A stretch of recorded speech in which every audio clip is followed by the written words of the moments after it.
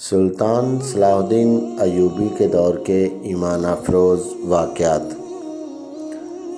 Mobi robin کے بستر سے نکلی اور خیمے کے پردے کے پاس جا کر پردہ اٹھایا۔ باہر جھانکا، اندھیرے میں اسے کچھ بھی نظر نہ آیا۔ وہ باہر نکل گئی اور خیمے کی اوٹ سے دیکھا کہ سنتری کہاں ہے۔ اسے دور کسی کے گنگنانے کی آوازیں سنائی دیں۔ یہ سنتری ہی ہو سکتا تھا۔ موبی چل پڑی، درختوں سے گزرتی، قدم قدم پر پیچھے دیکھتی اور ٹیلے تک پہنچ گئی اور اپنے خیمے کا رخ کر لیا۔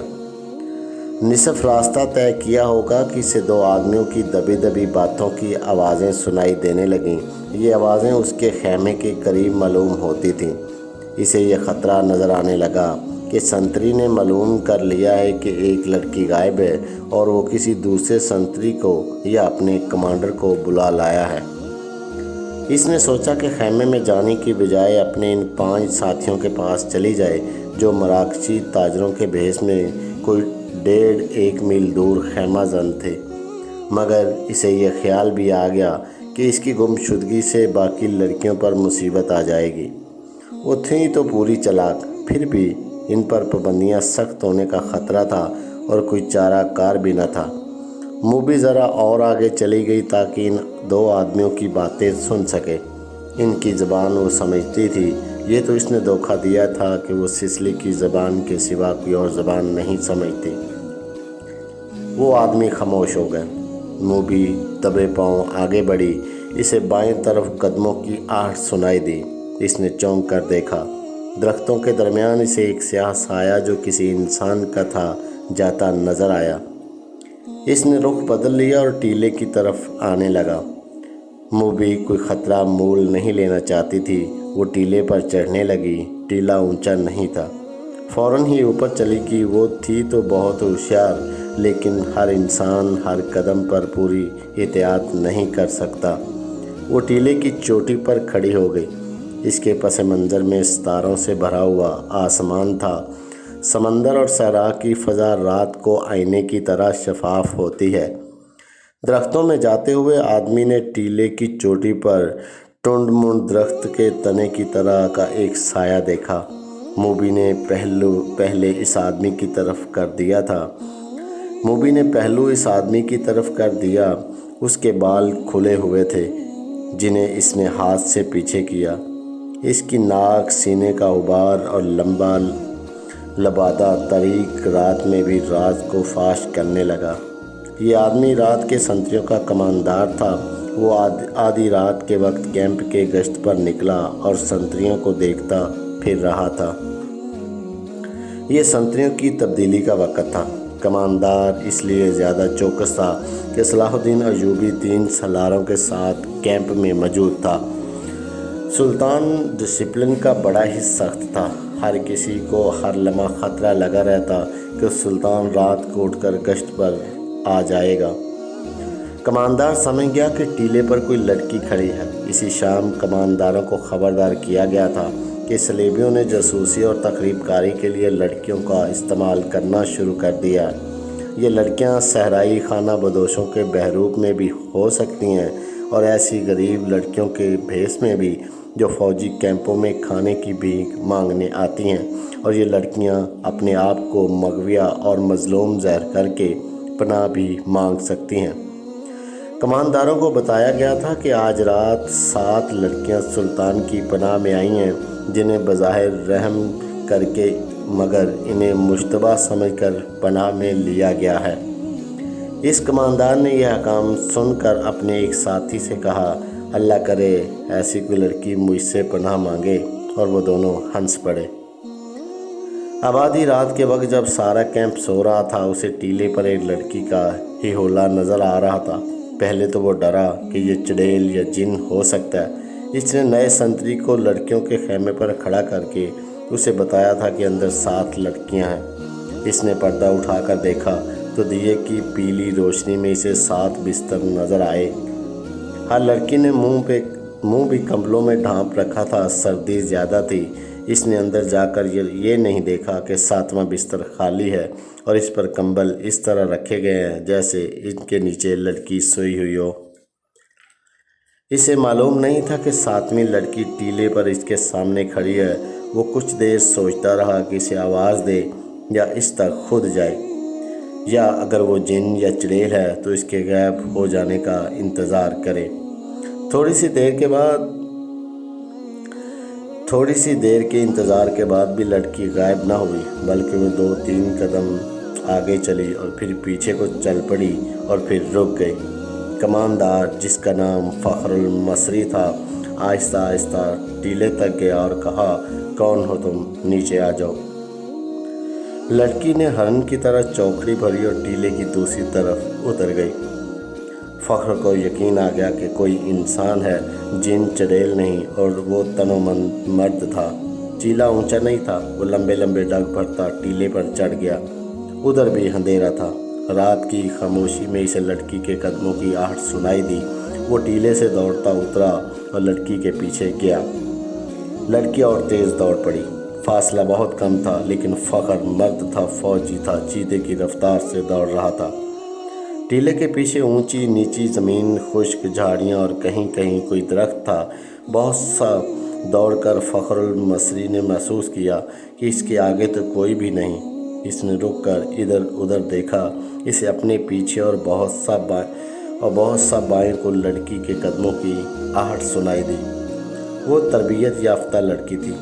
جہاں اسے حسن اور شباب کے استعمال کی تربیت دی گئی، وہاں اسے فوجی ٹریننگ بھی دی گئی تھی اور خنجر زنی کے داؤ پیچ بھی سکھائے گئے۔ وہ ایک درخت کی اوڑ میں چھپ گئی۔ فخر آگے گیا تو وہ دوسری طرف دوڑ پڑی۔ یہ تعاقب آنکھ مچولی کی مانند تھا۔ فخر کو اندھیرا پریشان کر رہا تھا۔ موبی کے قدم خاموش ہو جاتے تو وہ رک جاتا، قدموں کی آواز سنائی دیتی تو وہ دوڑ پڑتا۔ غصے سے وہ باولا ہوا جا رہا تھا۔ اس نے یہ جان لیا کہ کوئی جوان لڑکی ہے، اگر بڑی عمر کی ہوتی تو اتنی تیز اور اتنا زیادہ نہ بھاگ سکتی۔ تاکم میں فخر 2 میل فاصلہ طے کر گیا۔ موبی نے جھاڑیوں اور اونچی نیچی زمین سے بہت فائدہ اٹھایا۔ اس کے مرد ساتھیوں کا ڈیرا قریب آ گیا۔ وہ دوڑتی ہوئی وہاں تک جا پہنچی۔ اس نے اپنے آدمیوں کو آوازیں دی۔ وہ گھبرا کر جاگے اور خیمے سے باہر آئے۔ اس نے مشعل جلا لی۔ یہ ڈنڈے کے سرے پر لپٹے ہوئے کپڑے تھے۔ ان کی آگ کی روشنی بہت زیادہ تھی۔ فخر نے تلوار سونت لی اور ہانپتا کانپتا ان کے سامنے جا کھڑا ہوا۔ اس نے دیکھا کہ یہ 5 آدمی لباس سے سفری تاجر نظر آتے ہیں اور مسلمان لگتے ہیں۔ لڑکی ان میں سے ایک کی ٹانگوں کو دونوں بازوؤں میں مضبوطی سے پکڑے بیٹھی ہوئی تھی۔ مشعل کے ناچتے شعلے میں اس کے چہرے پر گھبراہٹ اور خوف نظر آ رہا تھا۔ اس کا سینہ ابھرا ہوا اور بیٹھ رہا تھا۔ اس کی سانسیں بری طرح اکھڑی ہوئی تھی۔ یہ لڑکی میرے حوالے کر دو، فخر المصری نے حکم کے لہجے میں کہا۔ یہ ایک نہیں، ایک آدمی نے التجا کے لہجے میں جواب دیا۔ ہم نے تو 7 لڑکیاں آپ کے سلطان کے حوالے کی ہیں، آپ اسے لے جا سکتے ہیں۔ نہیں، موبی نے اس کی ٹانگوں کو اور مضبوطی سے پکڑتے ہوئے روتے ہوئے اور خوف زدہ لہجے میں کہا، میں اس کے ساتھ نہیں جاؤں گی۔ یہ لوگ عیسائیوں سے زیادہ وحشی ہیں۔ ان کا سلطان انسان نہیں، سانڈ ہے، درندہ ہے۔ اس نے میری ہڈیاں بھی توڑ دی ہیں۔ میں اس سے بھاگ کر آئی ہوں۔ کون سلطان؟ فخر نے حیران سا ہو کر پوچھا۔ وہی جسے تم صلاح الدین ایوبی کہتے ہو، موبی نے جواب دیا۔ وہ اب مصر کی عربی بول رہی تھی۔ یہ لڑکی جھوٹ بول رہی ہے، فخر نے کہا اور پوچھا، یہ ہے کون؟ تمہاری کیا لگتی ہے؟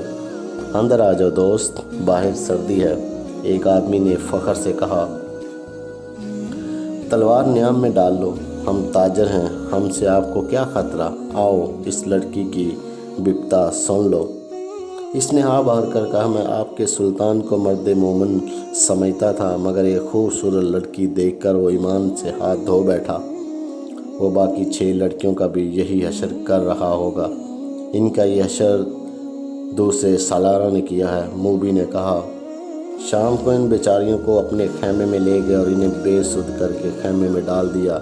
وہ خیمے میں بے ہوش پڑی ہیں۔ فخر المصری تلوار نیام میں ڈال کر ان کے ساتھ خیمے میں چلا گیا۔ اندر جا کے بیٹھے تو ایک آدمی نے آگ جلا کر قہوے کے لیے پانی رکھا اور اس میں جانے کیا کچھ ڈالتا رہا۔ دوسرے آدمی نے فخر سے پوچھا کہ اس کا رتبہ کیا ہے؟ اس نے بتایا وہ کماندار اور عہدیدار ہے۔ انہوں نے اس کے ساتھ بہت سی باتیں کی جن سے انہوں نے اندازہ کر لیا کہ یہ شخص عام قسم کا سپاہی نہیں اور ذمہ دار فرد ہے، ذہین اور دلیر بھی ہے۔ ان لوگوں میں سے ایک نے، جو کرسٹوفر تھا، فخر کو 7 لڑکیوں کی بالکل وہی کہانی سنائی جو انہوں نے صلاح الدین ایوبی کو سنائی تھی۔ انہوں نے فخر کو یہ بھی بتایا کہ سلطان ایوبی نے ان کے متعلق کیا کہا تھا۔ ان لڑکیوں نے سلطان کو پیشکش بھی کی تھی کہ وہ اپنے گھروں کو تو واپس نہیں جا سکتیں اور عیسائیوں کے پاس بھی نہیں جانا چاہتیں، لیکن وہ مسلمان ہونے کو تیار ہیں بشرطے کوئی اچھے رتبے والے عسکری ان کے ساتھ شادی کر لیں۔ ہم نے سنا تھا کہ سلطان صلاح الدین ایوبی کردار کے لحاظ سے پتھر ہے۔ ہم ہر روز سفر پر رہنے والے تاجر ہیں، انہیں کہاں ساتھ لیے پھرتے۔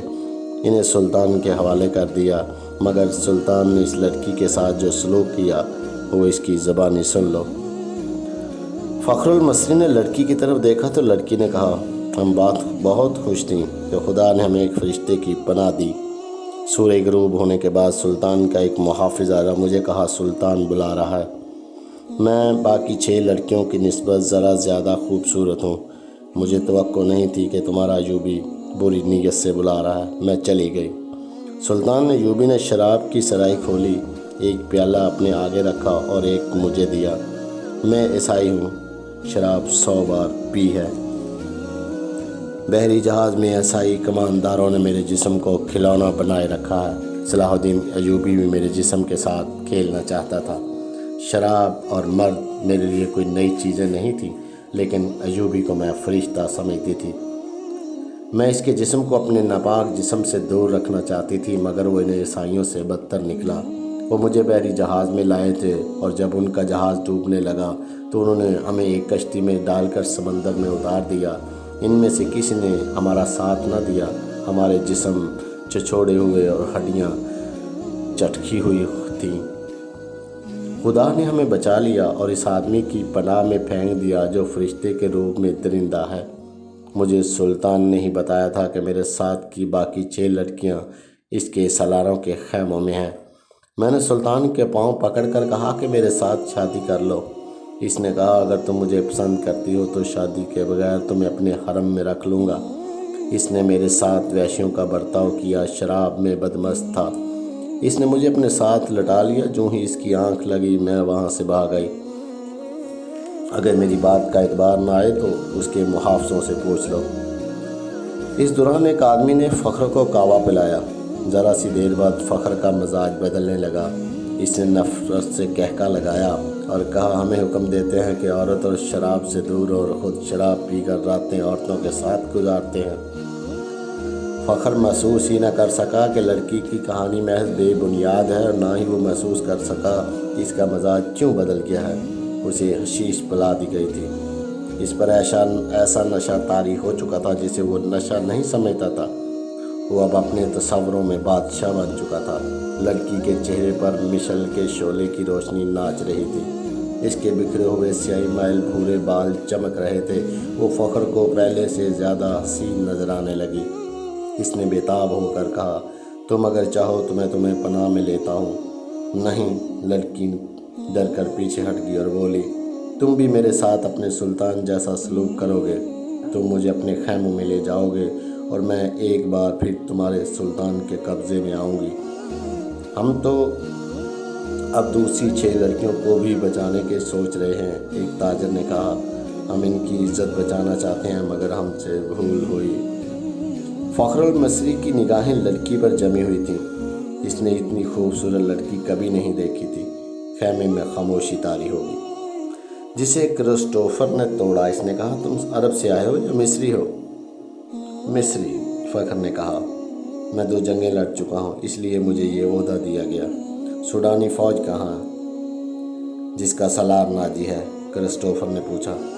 اس فوج کا ایک سپاہی بھی ہمارے ساتھ نہیں آیا، فخر نے جواب دیا۔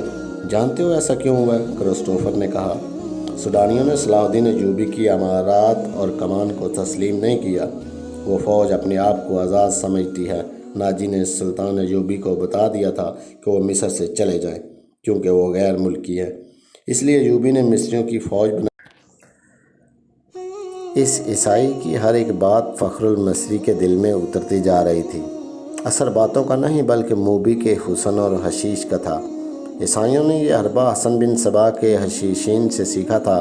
موبی کو بالکل توقع نہیں تھی کہ اس صورتحال پیدا ہو جائے گی کہ ایک مصری اس کے طاقم میں اس کے دام میں آ جائے گا۔ انہیں معلوم ہو گیا کہ فخر مصر کی زبان کے سوا اور کوئی زبان نہیں جانتا۔ موبی نے اپنے 5 ساتھیوں کو سنانا شروع کر دیا کہ رابن زخمی ہونے کا بہانہ کر کے زخمیوں کے خیمے میں پڑا ہے، اور اس نے کہا ہے کہ ناجی سے مل کر معلوم کرو کہ اس نے بغاوت کیوں نہیں کی، یا اس نے عقب سے صلاح الدین ایوبی پر حملہ کیوں نہیں کیا، اور یہ بھی معلوم کرو کہ اس نے ہمیں دھوکہ تو نہیں دیا۔ وہ باتیں کر رہی تھی تو فخر نے پوچھا، یہ کیا کہہ رہی ہے؟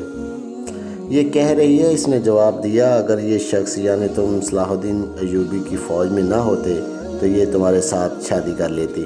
یہ مسلمان ہونے کو بھی تیار ہے، لیکن کہتی ہے کہ اسے اب مسلمانوں پر بھروسہ نہیں رہا۔ فخر نے بےتابی سے لپک کر لڑکی کو بازو سے پکڑا اور اپنی طرف گھسیٹ کر کہا، اگر میں بادشاہ ہوتا تو خدا کی قسم تمہاری خاطر تخت اور تاج قربان کر دیتا۔ اگر شرط یہی ہے کہ میں صلاح الدین ایوبی کی دی ہوئی تلوار پھینک دوں تو یہ لو۔ اس نے کمر بند سے تلوار کھولی اور نیام سمیت لڑکی کے قدموں میں رکھ دی۔ کہا، میں اب سے ایوبی کا سپاہی اور کماندار نہیں ہوں، مگر ایک شرط اور بھی ہے۔ لڑکی نے کہا، میں اپنا مذہب تمہاری خاطر ترک کر دیتی ہوں، لیکن صلاح الدین ایوبی سے انتقام ضرور لوں گی۔ کیا اسے میرے ہاتھ سے قتل کرانا چاہتی ہو؟ فخر نے پوچھا۔ لڑکی نے اپنے آدمیوں کی طرف دیکھا، سب نے ایک دوسرے کی طرف دیکھا۔ آخر کرسٹوفر نے کہا، ایک صلاح الدین ایوبی نہ رہا تو کیا فرق پڑے گا؟ ایک اور سلطان آ جائے گا، وہ بھی ایسا ہی ہوگا۔ مصریوں کو آخر غلام ہی ہونا پڑے گا۔ تم ایک کام کرو، سوڈانیوں کے سالار ناجی کے پاس پہنچو اور یہ لڑکی اس کے سامنے کر کے اسے بتاؤ کہ سلطان صلاح الدین ایوبی اصل میں کیا ہے اور اس کے ارادے کیا ہے۔ ان لوگوں کو یہ تو علم تھا کہ ناجی کا صلیبیوں کے ساتھ رابطہ ہے اور موبی اس کے ساتھ بات کرے گی، لیکن انہیں یہ علم نہیں تھا کہ ناجی اور اس کے معتمد سالار خفیہ طریقے سے مروائے جا چکے ہیں۔ اس تک لڑکی کو ہی جانا تھا، اس کا اکیلے جانا ممکن نہیں تھا۔ اتفاق سے انہیں فخر المصری مل گیا، لہٰذا اسی کو استعمال کرنے کا فیصلہ ہو گیا۔ یہ آدمی چونکہ سلطان ایوبی کی نظر میں آ گئے تھے، اس لیے بھی اس کی نظر میں رہنا چاہتے تھے۔ اس کے علاوہ انہوں نے موبی سے سن لیا تھا کہ ان کے شعبہ جاسوسی اور تخریب کاری کا سربراہ رابن اسی کیمپ میں ہے اور فرار ہوگا، اس لیے وہ اسے مدد دینے کے لیے بھی وہاں موجود رہنا چاہتے تھے۔ ان کے ارادے معلوم نہیں کیا تھے۔ صلاح الدین ایوبی پر چلایا ہوا ان کا تیر خطا گیا تو انہیں سلطان ایوبی کے سامنے لے جایا گیا۔ ان کا بہروب اور ڈرامہ کامیاب رہا، لیکن ان کا مشن تباہ ہو گیا۔ لہٰذا اب وہ بدلی ہوئی صورتحال اور اتفاقات سے فائدہ اٹھانے کی کوشش کر رہے تھے۔ فخر المصری حسن اور حشیش کے جال میں آ گیا تھا۔ اس نے واپس کیمپ میں نہ جانے کا فیصلہ کر لیا۔ اسے یہ مشورہ دیا گیا کہ وہ لڑکی کو لے کر روانہ ہو جائے۔ ان لوگوں نے اسے اپنا ایک اونٹ دے دیا، پانی کا ایک مشکیزہ دیا اور تھیلے میں کھانے کا بہت سارا سامان ڈال دیا۔ ان اشیاء میں کچھ ایسی چیزیں تھیں جن میں حشیش ملی ہوئی تھی۔ موبی کو ان کا علم تھا۔ فخر کو ایک لمبا چوگا اور تاجروں والی دستار پہنا دی گئی۔ لڑکی اونٹ پر سوار ہوئی، اس کے پیچھے فخر سوار ہو گیا اور اونٹ چل پڑا۔ فخر گرد و پیش سے بے خبر تھا اور اپنے ماضی سے بھی بے خبر ہو گیا۔ صرف یہ احساس اس پر غالب تھا کہ روئے زمین کی حسین ترین لڑکی اس کے قبضے میں ہے، جس نے سلطان کو ٹھکرا کر اسے پسند کیا۔ فخر نے موبی کو دونوں بازوؤں میں لے کر اس کی پیٹھ اپنے سینے سے لگا لی۔ موبی نے کہا، تم عیسائی کمانداروں اور اپنے سلطان کی طرح وحشی تو نہیں بنو گے؟ میں تمہاری ملکیت ہوں، جو چاہو کرو، مگر میں پھر تم سے نفرت کروں گی۔ کہو تو میں اونٹ سے اتر جاتا ہوں۔ فخر نے اسے اپنے بازوؤں سے نکال کر کہا، مجھے صرف یہ بتا دو کہ تم مجھے دل سے چاہتی ہو یا محض مجبوری کے عالم میں میری پناہ لی ہے۔ پناہ تو میں ان تاجروں کی بھی لے سکتی تھی، موبی نے جواب دیا، لیکن تم مجھے اتنے اچھے لگے کہ تمہاری خاطر مذہب تک چھوڑنے کا فیصلہ کر لیا۔ اس نے جذباتی باتیں کر کے فخر کے اعصاب پر قبضہ کر لیا اور رات گزرتی چلی گئی۔ سفر کم و بیش 5 دنوں کا تھا، لیکن فخر المصری عام راستوں سے ہٹ کر جا رہا تھا کیونکہ وہ بگوڑا فوجی تھا۔ موبی کو نیند آنے لگی۔ اس نے سر پیچھے فخر کے سینے پر رکھ دیا اور گہری نیند سو گئی۔